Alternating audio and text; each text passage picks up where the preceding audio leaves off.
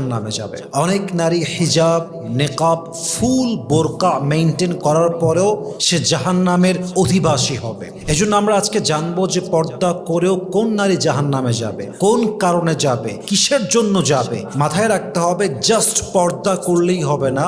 6টা এমন rules and regulations আছে ইসলামের। এই 6টা রুলস না মেনে আপনি যতই পর্দা করেন, আপনি যতই নেকাব পরিধান করেন, আপনি যতই ঢিলে ঢালা বোরকা পরেন না কেন, আপনি জান্নাতের বাসিন্দা হবেন না, আপনি জাহান্নামের বাসিন্দা হবেন। 1 নাম্বার, আপনি বোরকা পরলেন, নেকাব পরলেন, কারণ নাই অকারণে বাহিরে ঢ্যাং ঢ্যাং ঢ্যাং ঢ্যাং করলে ঘুরলেন, বাজারে গেলেন, নদীর ধারে গেলেন, কারণ ছাড়া। আপনি মাসে একবার বের হবেন, ঠিক আছে, সপ্তাহে একবার কাজ, বাজারে যেতে হবে মাস্ট, ঠিক আছে, কিন্তু কারণ নাই, সারা দিন ঘুরে বেড়ায় বোরকা পরে, একবার নদীর ধার, একবার পার্কে, একবার চিড়িয়াখানায়, একবার বাজারে, শপিংয়ে, সারাটা দিন ঘুরে বেড়ায়। কখনোই প্রকৃতপক্ষের পর্দাশীল নারী হতেই পারে না, ঠিক কিনা বলেন?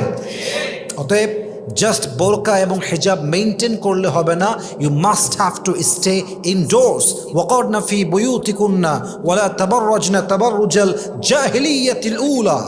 আপনাকে ঘরে অবস্থান করতেই হবে। আল্লাহ প্রত্যেকটা বোরকাওয়ালি পর্দাশীল নারীকে বোঝার তৌফিক দান করুক, পরে সবাই আমিন। নাম্বার 2, জাস্ট বোরকা পরলেই হবে না, you must have to avoid free mixing.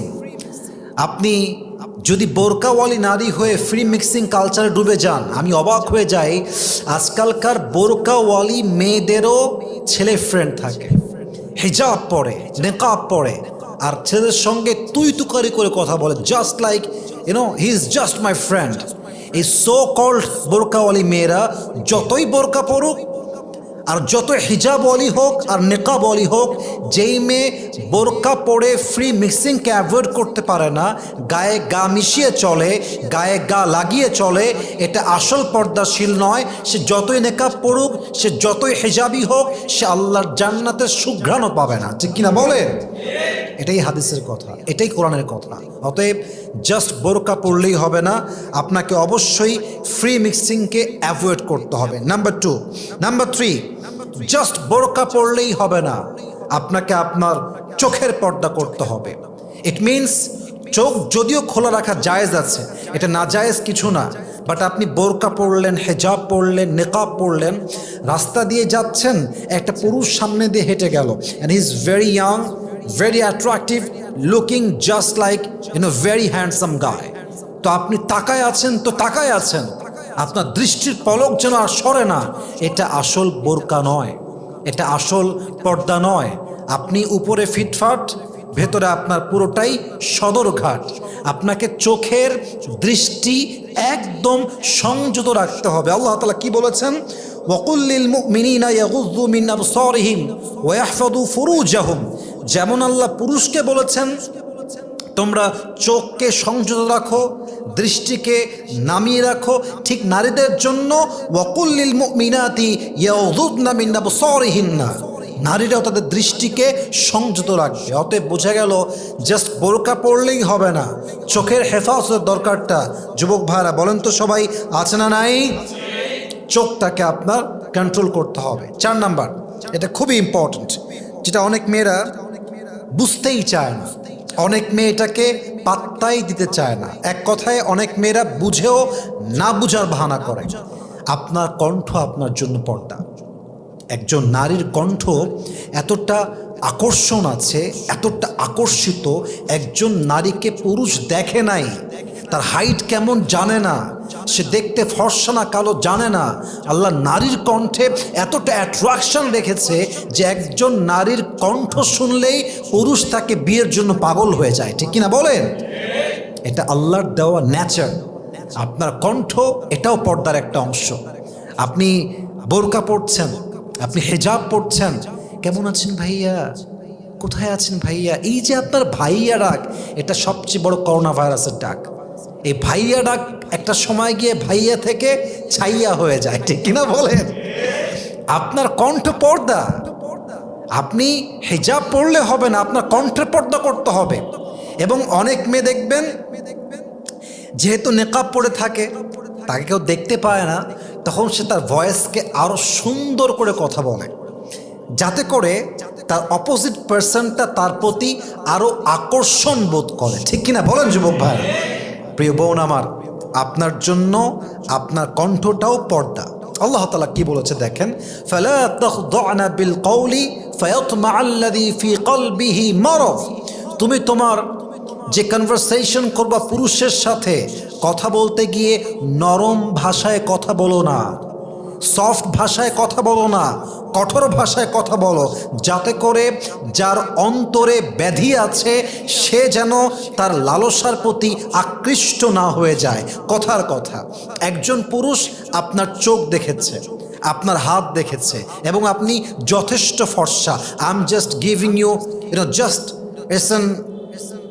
Seely example, যে একজন মেয়ে দেখতে সুন্দরী কিনা পুরুষ কনফার্ম না, বাট তার চোখ দেখেছে, হাত দেখেছে, সে ভাবে যে এই মেয়েটা আসলে অনেক সুন্দরী। তার মানে তার মনে আপনার জন্য অলরেডি একটা বাসা বেঁধে আছে, ভালোবাসা, অনুভূতির বাসা। এখন তার সামনে গিয়ে, ভাইয়া কেমন আছেন ভাইয়া, আপনার নাম্বারটা হবে ভাইয়া, একটু কাজ ছিল, এ কথা বলবেন মানে কি? আপনি ওরা সুরসুরি মারলেন, মানে ওর জ্বালাটা আপনি আরো বেশি বাড়াই দিলেন, ঠিক কিনা বলেন যুবক ভাইয়ারা? আল্লাহ বলছে না, এটা করা যাবে না। আল্লাহ তাআলা বলছেন, ফালা তাখদা'না বিল কওল, don't be soft in conversation with man. কোনো পুরুষের সঙ্গে কথা বলতে গিয়ে গলাকে নরম করে ফেলো না। তুমি যত নরম হবা, যত মৃদু হাসি দিবা, যত মায়ের কণ্ঠে কথা বলবা, পুরুষের মনের রোগটা আরো বেশি বৃদ্ধি পাবে, ঠিক কিনা বলেন?